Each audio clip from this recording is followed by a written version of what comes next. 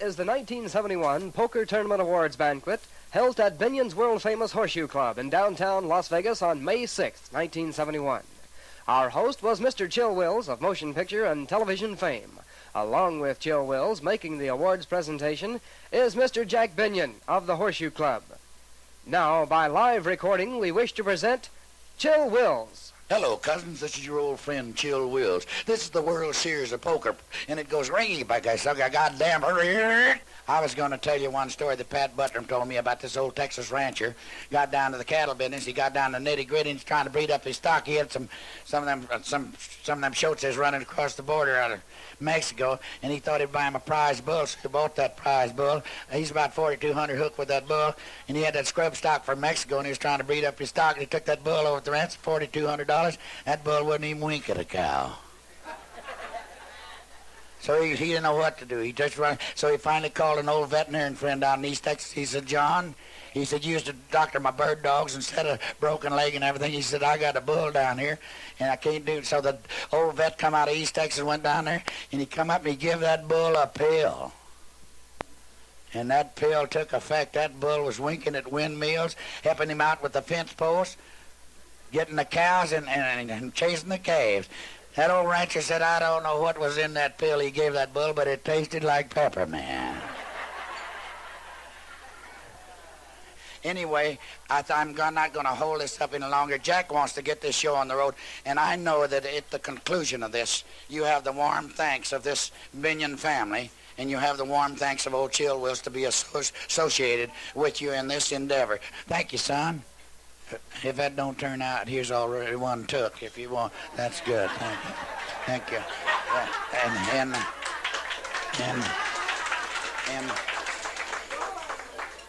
they're taping this show through radio station KRAM in Las Vegas, Nevada, and they play country and western songs out there.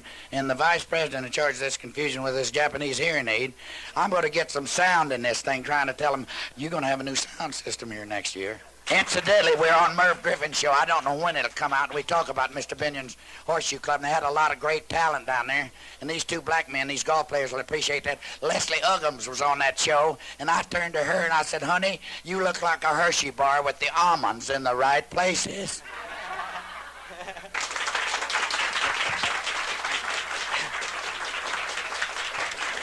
Jill, I tell you, I can't tell you how much I appreciate it.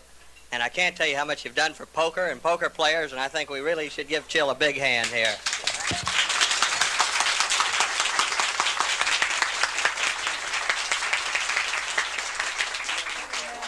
Chill, we want to give you an award in appreciation for what you've done for poker. Goddamn. Hey, this is wonderful.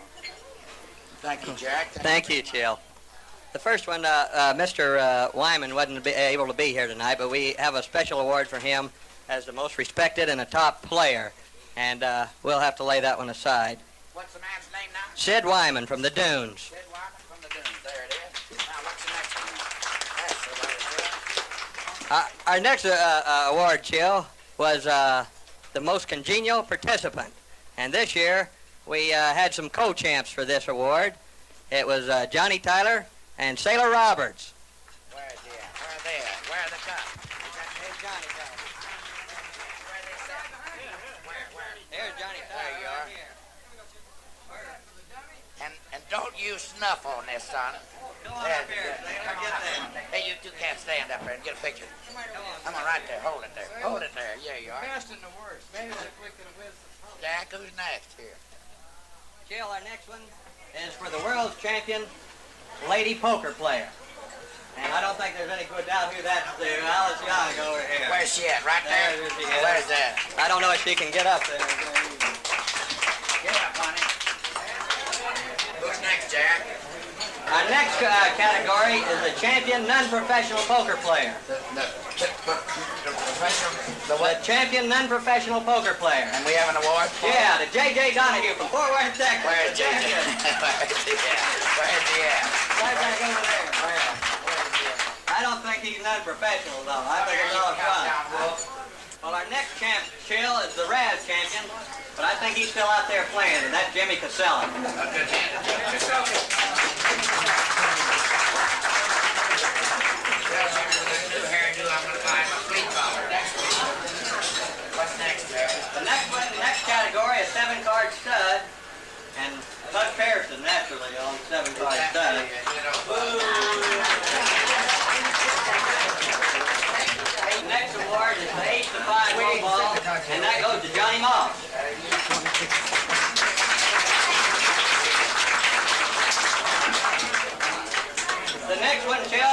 the 5-card stud. Yeah. And that goes to Bill Boyd, who's really been winning them checks lately.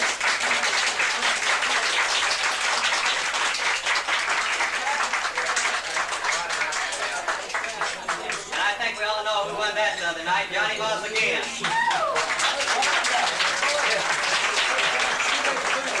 We're going to tape some of the great funny stories of poker that this gentleman relates, and he can relate a bunch of them. He did one last year that was the knockout and the hit of the whole show. So we're going to get to, Jody, we get to you whenever he wants to. And I've got to tell you goodbye, and God love you, and I've had a wonderful time up here, meeting your wives and seeing all you, and going fishing with Slim. And it was a wonderful time being around, and I hope I see you all back here next year about this same time and a whole bunch more. And this is Chill Wills, and this is a recording. Binion's Horseshoe Club then presented honored guest Mr. Joe Bernstein, poker player extraordinaire, with a few of his famous poker stories that enlightened the poker champions and guests. And now, Mr. Joe Bernstein. Before I go into my gambling stories, I wanted to tell you what happened to me on the plane about a month ago. I was coming up here, and there's a woman sitting right next to me, and she's sound asleep, and I want to go to the bathroom. But I don't want to disturb her, so I says to myself, I'll just put one foot between her legs, and just as I'm bringing the other foot over, she wakes up, and she looks up at me, and she says, "What do you have in mind?" A little while later, the pilot on the plane is talking to everybody. He says, we're up 10,000 feet. We're going to reach 20,000 feet. When we get up 15,000, we're going to make up for the 5 minutes we're behind. It's all through. He forgets to turn off the intercom. Now there's 138 passengers, and everybody's listening. He says to his co-pilot, take over the controls. I got to go to the bathroom. And he says, did you notice the red-headed, beautiful stewardess on the plane? When I come back from the bathroom, I'm going to get her back here, and I'm going to neck with her all the way into Chicago. And everybody's listening. And here comes the red-headed stewardess up the aisle, and just as she gets to the cabin door, the little old lady stops her and says, take it easy. You needn't be in such a hurry. He's got to go to the bathroom first. Now I'll tell you about a shill in the poker game. For those of you that don't know the conditions of a shill in a poker game, when he gets tapped on the shoulder, he's got to get up. This particular day, he's not shilling, he's being staked at 200, and he gets to keep half of the money. But the game fills up, and it's a wonderful play. And here comes a 3-star player, and the house has got to tap him on the shoulder and take him out. Well, I would say that that was very bad luck. So he's going to get revenge. He goes to the restaurant. And he's not supposed to order big because he's only a shill. But he's going to get revenge. He orders a big New York steak, cottage fried potatoes, creamed spinach, apple pie a la mode for dessert. And just as he starts on the first bite, a drunk behind him accidentally taps him on the shoulder, and he's got it.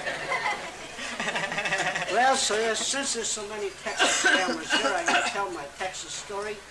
This is a stud poker game that takes place in Lubbock, and the man is high with the ace of hearts, and here's the deuce. He bets off, and the deuce of diamonds calls.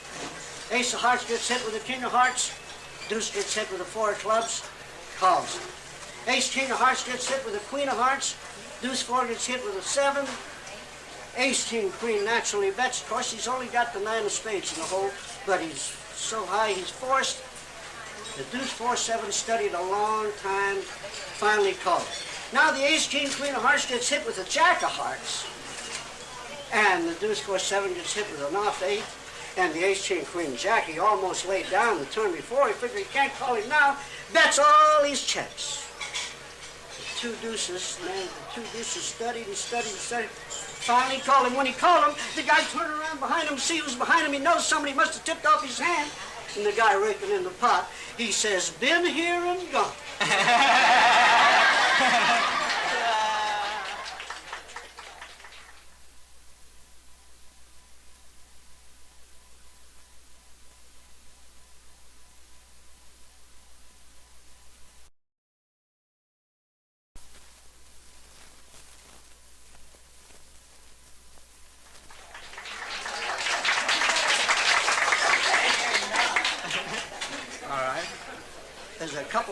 bank dealers in Los Angeles. Town got closed and they're out of work. They decide to open up and deal for themselves. Well, they're arguing as to see who's going to deal first, because one of these dealers is an absolute square dealer. The other one, he's kind of clever with the cards, and he wants to deal and get the money. Well, they decide to let the square dealer start, and if things go bad, the shuffler, he'll come in. The first customer they have is a drunk, and the drunk's all over the layout, and he can't lose a bet. He wins every bet, and the deal is over. Now comes the shuffler. The shuffler gets in, he gets ready. The drunk decides to quit. And all the money in his pocket, the drunk says, I think I'll go down the street, get me a girl, give her a couple hundred, have her do her stuff, and then I'll go to bed. And the shuffler is shuffling. He's shuffling. His stomach is sick. His heart is sad. And he looks up at the drunk, he says, Mister, you don't have to leave the room.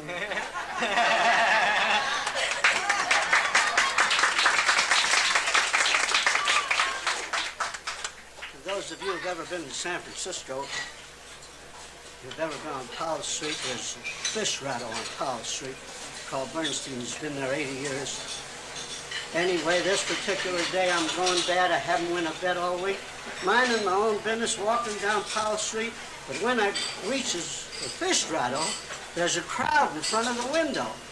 Well, you know me when I see a crowd. Maybe it's a crap game or something. I got to find out what's going on. But when I gets inside the crowd, what's everybody looking at but a big cake of ice in the window with a fish inside the ice. And everybody's wondering, how did this fish get inside that ice? And me too, I'm looking. And all of a sudden, a mug on the right of me with a hat on the side and a pipe and a raincoat, a tourist, if ever I saw one, he says to me, that's a nice Spanish mackerel, isn't it? Spanish mackerel. 80 million kind of fish in the ocean. How does this mug know it's a Spanish mackerel? So you know me, the gambling blood's got to come up. So I says to him, would you wager it was a Spanish mackerel? And he studied with the pipe. Says, well, he says, I believe I would. I said, okay, partner. Tell you what I'm going to do. I'm going to bet you $20. We're going to go inside, leave it to the boss. If it's a Spanish mackerel, you win. If there's anything else, you lose. He went to the pipe again, and he studied, and he says, I believe I'll accept that wager. So we go inside. Now, mind you, I got every fish in the ocean running for me. But what do you think? Not only was it a Spanish mackerel, what do you think I found out later? The guy that bet me, he's the guy that works in the kitchen, and he's the guy that put it in the ice. And now, the story that I'm well noted for, the toodly-doo. Before I tell the story, I want you all to know this. And I'm not kidding. This is a true story. Happened to me at the Flamingo Hotel some years back. And I had about $3,200 in my pocket and had one more crap table to pass before I go to bed. And if you all know me, that's pretty hard to do, and it still is. Anyway, I bet $200 they don't. Woman shot the dice, threw 7. Right after she threw the 7, the guy on her left says, wait a minute, it's my dice. I've been waiting all the way. I went to my wife to get the money. It's my dice. Floor man spoke up, says, take it easy. When she gets through, you'll get this. So I'm betting on the wrong shoe. Bet 200 more. Throw 10. Now, if there's anything superstitious about me at a crap table, it's when a dealer sticks his hand out there for some reason and the dice hit his hand. But this time, some field player wanted to change a 5. He stuck his hand 2, 2, and 1. Got to show the boss how honest he is. Both dice hit his hand, and I let out a scream before the dice settled. I know when both dice hit. Sure enough, they didn't know what I was screaming about. Dice settled, sure enough, it's 10 the winner. Well, and here I am on the wrong shooter, and now comes the change of stickman. A big, fat, wise guy from Chicago. First thing he says, okay, men, let's play with her. She played with you. Bet 200 they don't. She throwed 9. He says, Nina from Carolina. 9 is the digit. 9 is the digit. I'm on the wrong sugar. This guy's making fun. And next time she threw the dice, he says, 1 down, look around. She threw the dice again. He says, no good, it's in the wood. Threw the dice again. They're in the rack, give it back. Threw the dice again. No roll, it's in the bowl. And pretty soon, she throwed 9. He just throwed 9. No, he ain't that far. And I'm the only one on the back line. $4 on the front line. Threw the dice again. Come out on 4. He says 4 in the door. Couple more rolls. Here come 2 deuces. And she made it with the toodly-doo. Toodly-doos. I grabbed his arm. I says, never mind the digits and the toodly-doos. All the numbers. I bet 200. Now I'm down to the last bet. I bet 200 more they go. Come out on 4 again. He wouldn't stop. He says, throw 4 once more.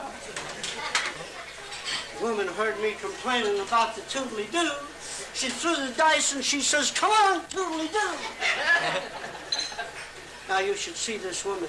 She's about 5 feet, her chest like this. Threw the dice 20 rolls, and every time she threw the dice, she'd holler, come on, toodly-doo, and her chest would hit that table. Looked like even money she'd get a cancer. But she kept hollering toodly-doo, and on the 21st roll, here it comes, ace tray. Well, that's the end of me. That's the end of the bankroll. And as I go to walk away, I'm looking at that woman, and I'm looking. What are you going to do? You're not allowed to punch. I'm looking, and she's staring at me right back.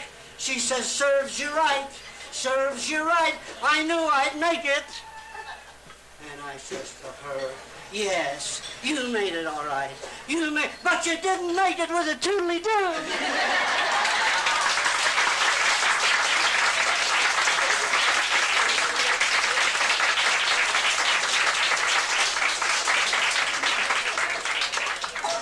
Thank you, Joe. And I guess that concludes our dinner for this evening. Let's get out and, when we like to take some pictures, a group picture, I tell you, we'd like to all take you out there and line you up by the desk, and let's get us a group picture this year, okay? The Binion family wishes to express their thanks to all of you champions of 1971 and hope that in years to come, you'll listen to this album and it'll bring back many, many fond memories for you. And for all of you poker champions, many, many thanks for making this 1971 poker tournament at the Horseshoe Club a tremendous success.